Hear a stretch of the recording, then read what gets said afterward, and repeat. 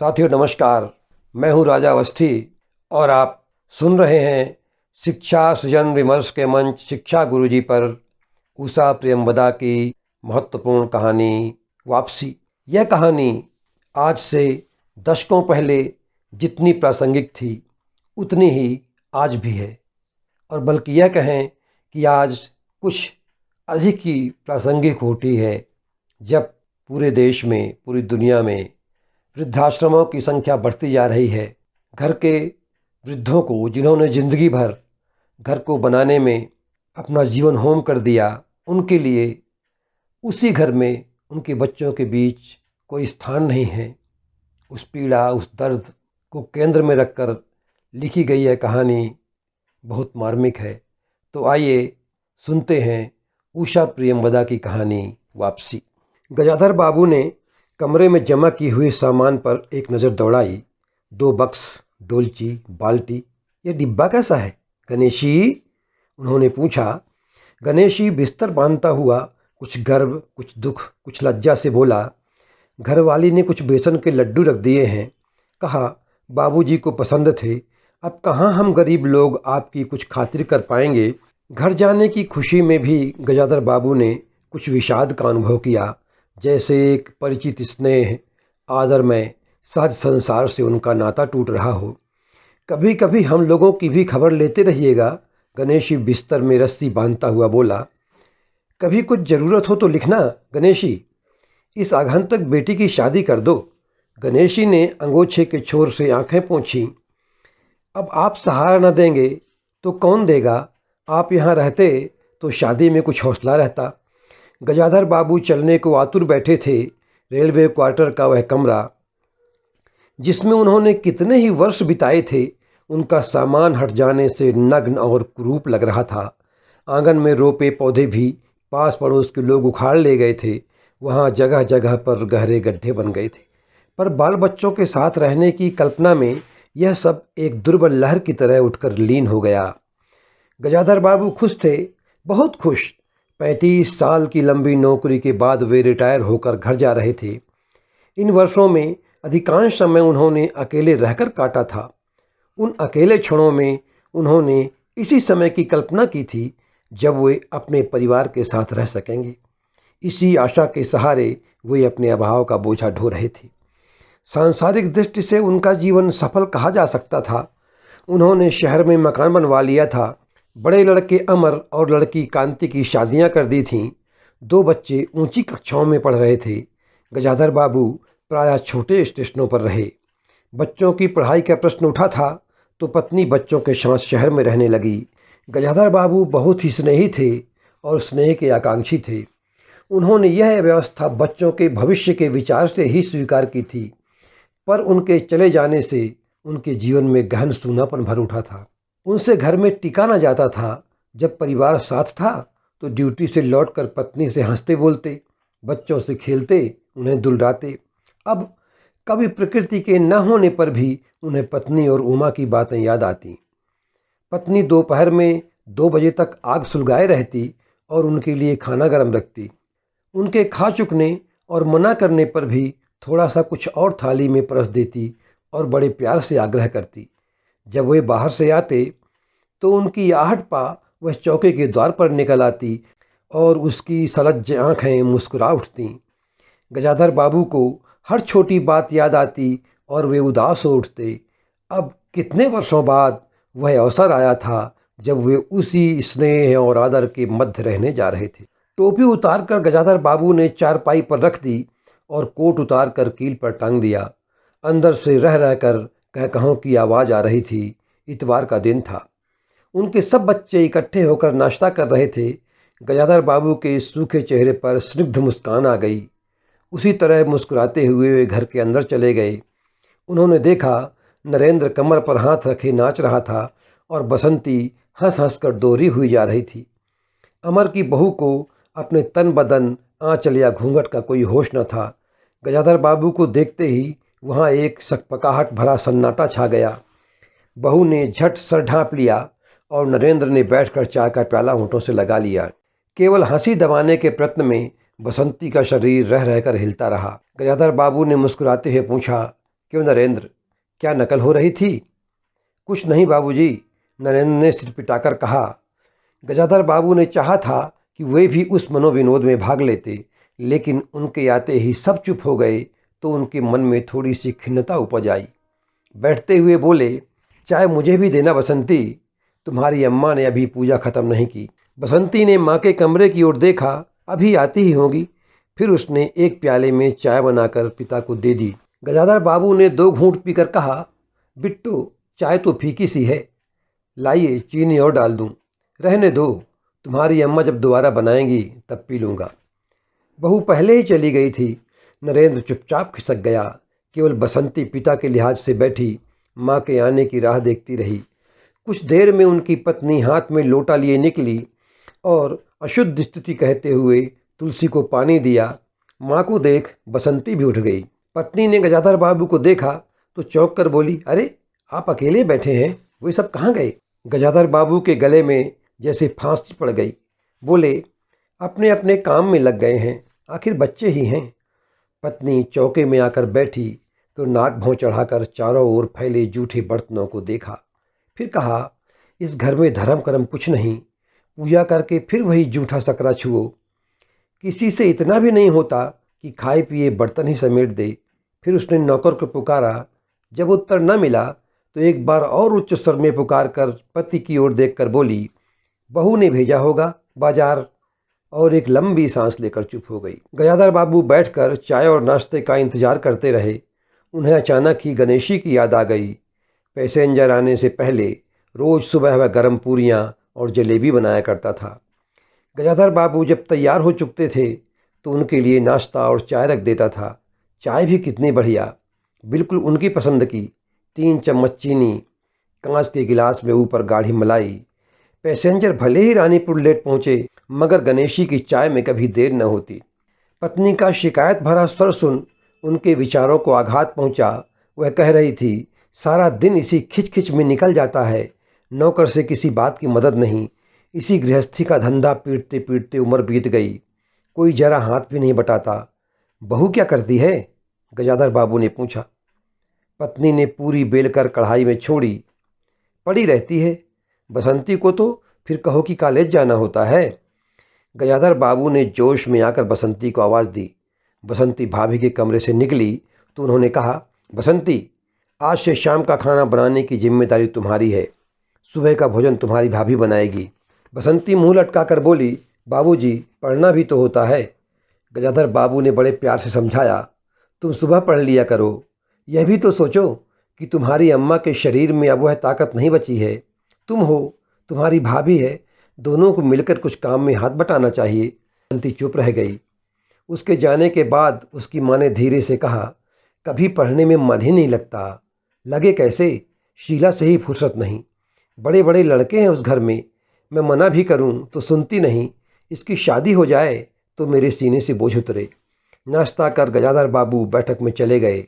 घर छोटा था और उसमें ऐसी व्यवस्था हो चुकी थी कि उसमें गजाधर बाबू के रहने के लिए कोई स्थान न बचा था। जैसे किसी मेहमान के लिए कुछ अस्थायी प्रबंध कर दिया जाता है, उसी प्रकार बैठक में कुर्सियों को दीवार से सटाकर बीच में गजाधर बाबू के लिए एक पतली सी चारपाई डाल दी गई। गजाधर बाबू उस कमरे में पड़े पड़े कभी अनायास ही इस अस्थायित्व का अनुभव करने लगते। उन्हें याद हो आती वे रेलगाड़ियाँ जो आती और कुछ देर रुककर किसी और लक्ष्य की ओर चली जाती। उनकी पत्नी के पास एक छोटा सा कमरा अवश्य था, जिसका एक कोना अचारों के मर्तबान, दाल चावल के कनस्तरों और घी के डिब्बे से भरा था। दूसरी ओर पुरानी दरियों में लपेटी और रस्सी से बंधी रजाइयाँ रखी थीं। बसंती और उसकी माँ के बक्सों के अतिरिक्त एक टीन के बड़े से बक्स में घर भर के गर्म कपड़े पड़े थे। बीच में अलगनी बंधी हुई थी, जिस पर प्रायः बसंती के कपड़े लापरवाही से पड़े रहते थे। गजाधर बाबू भरसक उस कमरे में नहीं जाते। घर का दूसरा कमरा अमर और उसकी बहू के पास था। तीसरा कमरा जो सामने की ओर था, बैठक था। गजाधर बाबू के आने से पहले उसमें अमर की ससुराल से आई बेंत की 3 कुर्सियों का सेट पड़ा था। कुर्सियों पर नीली गद्दियां और बहू के हाथों के कढ़े हुए कुशन थे। जब कभी उनकी पत्नी को कोई लंबी शिकायत करनी होती तो वह अपनी चटाई बैठक में डाल पड़ जाती थी। उस दिन इसी प्रकार जब वह आकर लेटी तो गजाधर बाबू ने घर गृहस्थी की बात छेड़ दी। वो एक घर का रवैया देख रहे थे। बहुत हल्के से उन्होंने कहा, अब हाथ में पैसा कम रहेगा, कुछ खर्च कम होना चाहिए। सभी खर्च तो वाजिब वाजिब हैं, किसका पेट काटूं? जोड़ गांठ करते करते बूढ़ी हो गई, न मन का पहना न ओढ़ा। गजाधर बाबू ने आहत विस्मित दृष्टि से पत्नी की ओर देखा। उनसे अपनी हैसियत छिपी न थी। उनकी पत्नी तंगी का अनुभव कर उसका उल्लेख करती, यह स्वाभाविक था, लेकिन उसमें सहानुभूति का पूर्ण अभाव गजाधर बाबू को बहुत खटका। उनसे यदि राय की बात की जाती कि प्रबंध कैसे हो तो उन्हें चिंता कम, संतोष अधिक होता, लेकिन उनसे तो केवल शिकायत की जाती थी, जैसे परिवार की सब परेशानियों के लिए वही जिम्मेदार थे। तुम्हें किस बात की कमी है अमर की माँ? घर में बहू है, लड़के बच्चे हैं, सिर्फ रुपये से ही इंसान अमीर नहीं होता, गजाधर बाबू ने कहा, और कहने के साथ ही अनुभव किया कि यह उनकी आंतरिक अभिव्यक्ति थी, ऐसी कि उनकी पत्नी नहीं समझ सकती। इस तरह की बात करते ही वे गहरा अकेलापन अनुभव कर उठते थे। हाँ, बड़ा सुख है ना बहू से, आज रसोई करने गई है, देखो क्या होता है, कहकर पत्नी ने आंखें मूंदी और थोड़ी ही देर में सो गई। गजाधर बाबू बैठे हुए पत्नी को देखते रह गए। यही थी क्या उसकी पत्नी, जिसके हाथों के कोमल स्पर्श, जिसकी मुस्कान की याद में उन्होंने संपूर्ण जीवन काट दिया था? उन्हें लगा कि वह लावण्यमयी युवती जीवन की राह में कहीं खो गई। उसकी जगह आज जो स्त्री है वह उनके मन और प्राणों के लिए नितांत अपरिचिता है। गाढ़ी नींद में डूबी हुई उनकी पत्नी का भारी शरीर बहुत बेडौल और कुरूप लग रहा था। चेहरा श्रीहीन और रूखा था। गजाधर बाबू देर तक पत्नी को देखते रहे, फिर लेटकर छत की ओर ताकने लगे। अंदर कुछ गिरा और उनकी पत्नी हड़बड़ाकर उठ बैठी। लो, शायद बिल्ली ने कुछ गिरा दिया, और वह अंदर भागी। थोड़ी देर में लौट कर आई तो उसका मुंह फूला हुआ था। देखो तो बहू के ढंग, रसोई खुली छोड़ आई थी, बिल्ली ने दाल की पतीली गिरा दी। अभी सभी खाने को हैं, क्या खिलाऊंगी? वह सांस लेने को रुकी। एक तरकारी और 4 पराठे बनाने में आधा डिब्बा घी उड़ेल रख दिया। जरा भी दर्द नहीं है, कमाने वाला तो हाड़ तोड़े, यहाँ चीजें लुटें। मुझे तो मालूम था कि यह सब काम किसी के बस का नहीं है। गजाधर बाबू को लगा कि उनकी पत्नी कुछ और बोलेगी तो उनके कान झंझना उठेंगे। होंठ भींच करवट ले उन्होंने पत्नी की ओर पीठ कर ली। रात को बसंती ने भोजन जानबूझकर ऐसा बनाया कि कौर न निगला जा सके। गजाधर बाबू चुपचाप खाकर उठ गए, पर नरेंद्र थाली सरकाकर उठ खड़ा हुआ। मैं ऐसा खाना नहीं खा सकता। बसंती तुनक कर बोली, तो न खाओ, कौन तुम्हारी खुशामद करता है? तुमसे खाना बनाने को कहा किसने था? बाबूजी ने। बाबूजी को बैठे बैठे यही सोचता है। बसंती को उठाकर माँ ने नरेंद्र को मनाया और अपने हाथ से कुछ बनाकर खिलाया। गजाधर बाबू ने बाद में पत्नी से कहा, इतनी बड़ी लड़की हो गई और उसे खाना बनाने तक का शऊर नहीं आया। अरे आता सब कुछ है, करना नहीं चाहती, पत्नी ने उत्तर दिया। अगली शाम माँ को रसोई में देख कपड़े बदलकर बसंती बाहर निकली तो बैठक से गजाधर बाबू ने टोक दिया, कहाँ जा रही हो? पड़ोस में शीला के घर। कोई ज़रूरत नहीं है, अंदर जाकर पढ़ो, गजाधर बाबू ने कड़े स्वर में कहा। कुछ देर अनिश्चित खड़ी रहकर बसंती अंदर चली गई। गजाधर बाबू शाम को टहल कर लौटे तो पत्नी ने कहा, क्या कह दिया बसंती से? शाम से मुँह लपेटे पड़ी है, खाना भी नहीं खा। गजाधर बाबू खिन्न हो गए। पत्नी के स्वर से लगा कि जैसे दोष उनका ही है। उन्होंने मन में निश्चय कर लिया कि बसंती की शादी जल्दी ही कर देनी है। उस दिन के बाद बसंती पिता से बची बची रहने लगी। जाना होता तो पिछवाड़े से जाती। गजाधर बाबू ने तो एक बार पत्नी से पूछा तो उसने कहा, रूठी हुई है। गजाधर बाबू को और रोष हुआ। लड़की के इतने मिजाज, जाने से रोक दिया तो पिता से बोलेगी ही नहीं। उनकी पत्नी ने साफ साफ उत्तर नहीं दिया। अमर और उसकी बहू की शिकायतें बहुत सी थीं। उनका कहना था, पिताजी हरदम बैठक में पड़े रहते हैं, कोई आ जाए तो कहीं बैठने की जगह तक नहीं। वे अभी तक अमर को छोटा समझते थे और मौके बेमौके राय देते रहते थे। बहू को काम करना पड़ता था और सास जब तक उसके फूहड़पन पर ताने देती रहती थी। हमारे आने के पहले भी कभी ऐसी बात हुई थी? गजाधर बाबू ने पूछा। पत्नी ने सिर हिलाकर जताया कि नहीं। पहले अमर घर का मालिक बनकर रहता था, बहू को रोक टोक न थी। अमर के दोस्तों का प्रायः यहीं अड्डा जमा रहता था और अंदर से चाय और नाश्ता जाता रहता था। बसंती को भी वही अच्छा लगता था। गजाधर बाबू ने बहुत धीरे से कहा, अमर से कहो, जल्दबाजी की कोई ज़रूरत नहीं है। अगले दिन वे सुबह घूमकर लौटे तो उन्होंने पाया कि बैठक में उनकी चारपाई नहीं है। अंदर जाकर पूछने वाले ही थे कि उनकी दृष्टि रसोई में बैठी पत्नी पर पड़ी। उन्होंने यह पूछने को मुंह खोला कि बहू कहाँ है, पर कुछ याद कर चुप हो गए। पत्नी की कोठरी में झांका तो अचार, रजाइयों और कनस्तरों के मध्य अपनी चारपाई लगी पाई। गजाधर बाबू ने कोट उतारा और कहीं टांगने को दीवार पर नजर दौड़ाई, फिर उसे मोड़कर अलगनी के कुछ कपड़े खिसकाकर एक किनारे टांग दिया। वे कुछ खाए बिना ही अपनी चारपाई पर लेट गए। कुछ भी हो, तन आखिरकार बूढ़ा था। सुबह शाम कुछ दूर टहलने अवश्य चले जाते थे, पर जाते आते थक जाते थे। गजाधर बाबू को अपना बड़ा सा खुला हुआ क्वार्टर याद आ गया। निश्चिंत जीवन, सुबह पैसेंजर ट्रेन आने पर स्टेशन की चहल पहल, चिर परिचित चेहरे और पटरी पर रेल के पहियों की खटखट जो उनके लिए मधुर संगीत की तरह थी। तूफान और डाक गाड़ी के इंजनों की चिंगाड़ उनकी अकेली रातों की साथी थी। सेठ रामजी मल की मिल के कुछ लोग कभी पास आ बैठते, वही उनका दायरा था, वही उनकी साथी। वह जीवन अब उन्हें एक खोई हुई निधि सा प्रतीत हुआ। उन्हें लगा कि वे जिंदगी द्वारा ठगे गए हैं। उन्होंने जो कुछ चाहा उसमें से उन्हें एक एक बूंद भी न मिली। लेटे हुए वे घर के अंदर से आने वाले विविध स्वरों को सुनते रहे। बहू और सास की छोटी सी झड़प, बाल्टी पर खुले नल की आवाज़, रसोई के बर्तनों की खटपट और उसी में दो गौरैयों का वार्तालाप। अचानक ही उन्होंने निश्चय कर लिया कि अब घर की किसी बात में दखल न देंगे। यदि गृह स्वामी के लिए पूरे घर में एक चारपाई की जगह यही है तो यहीं पड़े रहेंगे। अगर कहीं और डाल दी गई तो वहीं चले जाएंगे।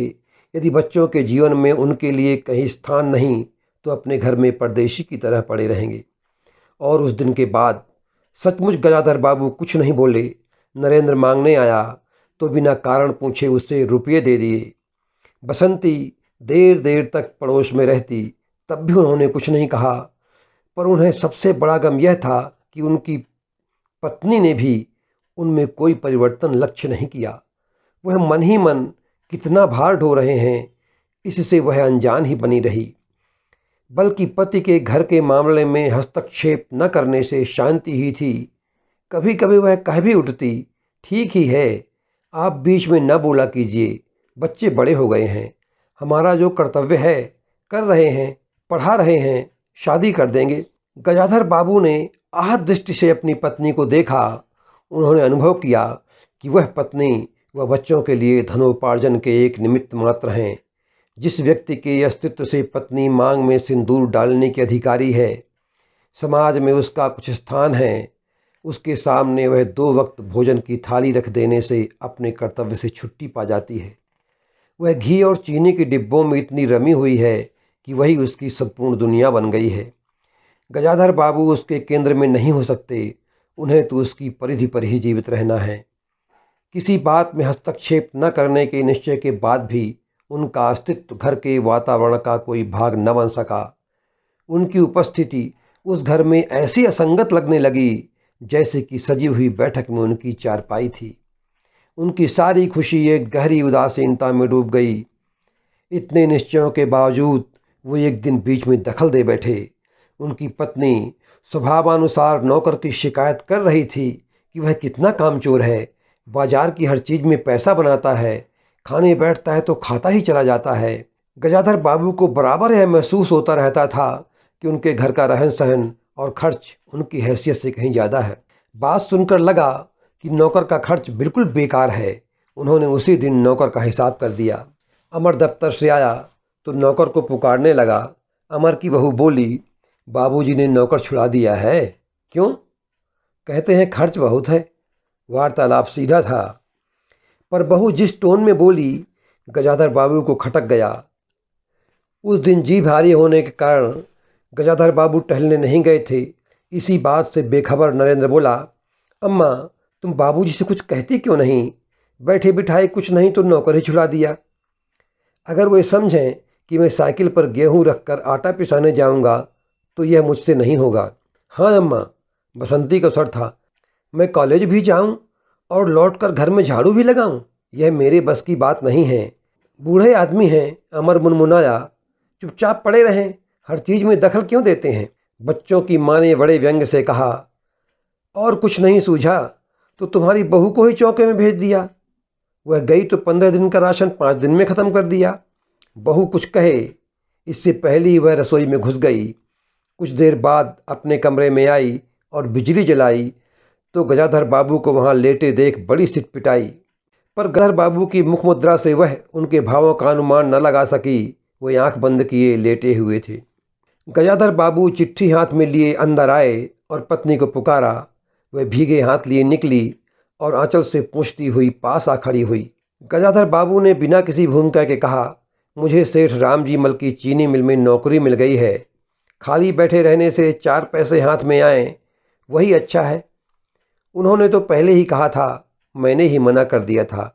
फिर कुछ रुक कर जैसे बुझी हुई आग में एक चिंगारी चमक उठे, मंद स्वर में उन्होंने कहा, मैंने सोचा था कि बरसों तुम सबसे अलग रहने के बाद अवकाश पाकर परिवार के साथ रहूंगा।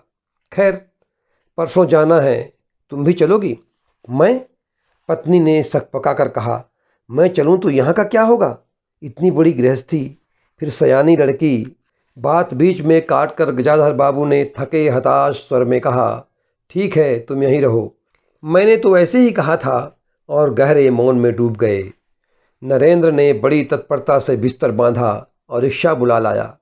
गजाधर बाबू का टिन का बक्स और पतला सा बिस्तर उस पर रख दिया गया। नाश्ते के लिए लड्डू और मठरी की डलिया हाथ में लिए गजाधर बाबू रिक्शे पर बैठ गए। एक दृष्टि उन्होंने अपने परिवार पर डाली और फिर दूसरी ओर देखने लगे। रिक्शा चल पड़ा। उनके जाने के बाद सब अंदर आए। बहू ने अमर से पूछा, सिनेमा ले चलिएगा ना? बसंती ने उछल कर कहा, भैया हमें भी। गजाधर बाबू की पत्नी सीधे चौके में चली गई। बची हुई मठरियों को कटोरदान में रखकर अपने कमरे में ले आई और कनस्तरों के पास रख दिया। फिर बाहर आकर कहा, अरे नरेंद्र, बाबूजी की चारपाई कमरे से निकाल दे, उसमें चलने तक की जगह नहीं है। तो साथियों, यह थी उषा प्रियंवदा की कहानी वापसी। इसे आपने संभव है पहले भी पढ़ा हो, लेकिन इसे सुनकर निश्चित रूप से आपको अच्छा लगा होगा। और मैं राजा अवस्थी आपसे अब विदा लेता हूं इस आश्वासन के साथ कि हम जल्द ही किसी अच्छी कहानी, कविता या नवगीत के साथ आपसे मिलेंगे। तब तक के लिए धन्यवाद। नमस्कार।